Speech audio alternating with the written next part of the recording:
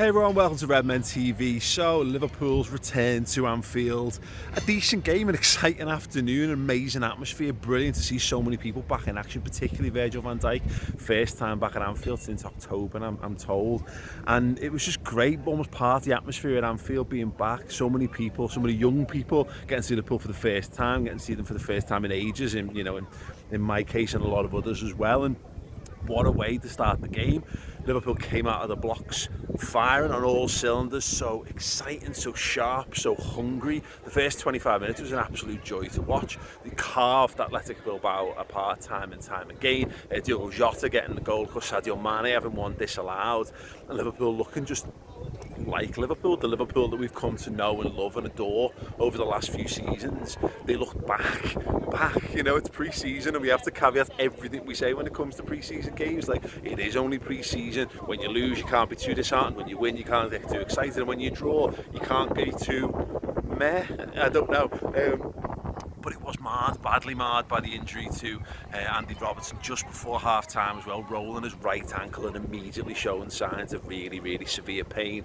You can see it in the faces, Trent Alexander-Arnold and Salah, the guys gathered around them, just looking, I don't want to say fully distraught, but certainly shaken and certainly upset, as you would be, because look, particularly after the season Liverpool have had, to see another starting player, another star player, have an injury in a football match it can't help but send you back to last season, have some negative flashbacks, and I think it did contribute towards a dip of the atmosphere, naturally so, because we all end up spending half time going, oh God, I hope that's not too bad. Now, he doesn't use the stretcher, he does walk off, and Klopp has subsequently said in his press conference that the pain's settled, but he'll have to go for a scan, and we'll all be having our fingers and toes crossed that scan comes out positively for Robbo, because we need him. He's the best left back in the world, in my opinion.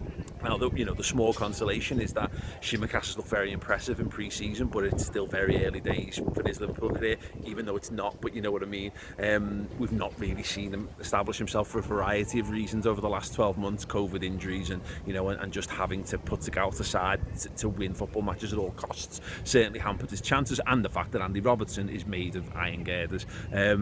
So yes, potentially a spell on the sidelines for him could open the door to Tsimikas, but if not, it means James Milner goes back to left back and we end up a bit back on this cycle. But I don't want it to distract too much from the positives of the day. The positives were back in Anfield, 40,000 Liverpool fans back inside the best stadium on the planet, watching the best football team on the planet. And I've been quite withdrawn from pre-season this year, and normally very much at the forefront of it, and I have taken a step back, and it's meant I've not been quite so jaded by a lot of the social media reactions to stuff. I feel really upbeat, I feel really positive, and this game didn't do anything to dampen those hopes and dreams and expectations, because I think Liverpool are brilliant. I think they've got a great squad, they've got a great side. We're going to have a full Anfield behind them when the Burnley game rolls around, and the Chelsea game as well, absolutely brilliant. So I think Liverpool are looking good, they're looking where they should be in terms of pre-season. Now, that's effectively the final pre-season game for those lads. We know they're going to play again tomorrow, and we're going to see the likes of Roberto Firmino and Fabinho and potentially Jordan Henderson back in for that one as well, and then we'll be able to kind of add it up.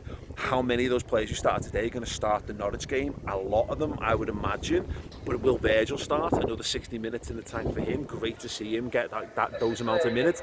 He looks a little lacking at the moment in terms of that full sharpness, and he will be. Look, he's played no football, really, he had an incredibly severe injury. He's lucky to be back from it, let alone back to match sharpness. But Matip looks very, very good, as he always does. Always comes back from his injuries really well.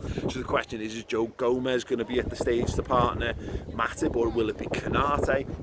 And again, who else is going to be at full readiness? Jota looking sharp, but will Bobby Firmino do something in the game that makes you think, okay, let's just have the standard front three, as it were? Big question to be asked. I know a little bit more, hopefully, after the Osasuna game. But yeah, feeling good, feeling positive, and very much back at Anfield with a smile on my face. So yeah, let me know how you thought the game went in your eyes. Who shone? Who were the standard performers? Who were the man of the match? I've not even mentioned Harvey Elliott. Harvey Elliott is basically the reincarnate of Leo Messi. He's done at Barcelona. His career is over effectively now. But it's about to be Harvey Elliott time. Harvey Elliott's time to shine. What a young superstar. Rattled the crossbar with a great effort, cutting in on his left foot, and he was great from midfield all game long. And there were so many outstanding performances. Naby Keita as well, and ready I'm ready to have my heart broken again. He looks really good, and yeah, things very much boding well for Liverpool as the pre-season game against Athletic comes to a close. But yes, more from the guys over on the YouTube channel. Lads are back in the studio. They've done your reactions to the match. I think they're doing player ratings as well, and the instant match reaction. 15-20 minutes talking more in depth about this game will be available streaming exclusively on the redmentv.com. If you want to get that, then you get access to that show, all the extra shows we do every week, and all our documentary and feature content as well. It is absolutely well worth it. £5 a month or more if you want more in-depth access to us as a club legend. But yeah, do go and check it out. It's amazing. I hope to see you all very soon. Up the Reds.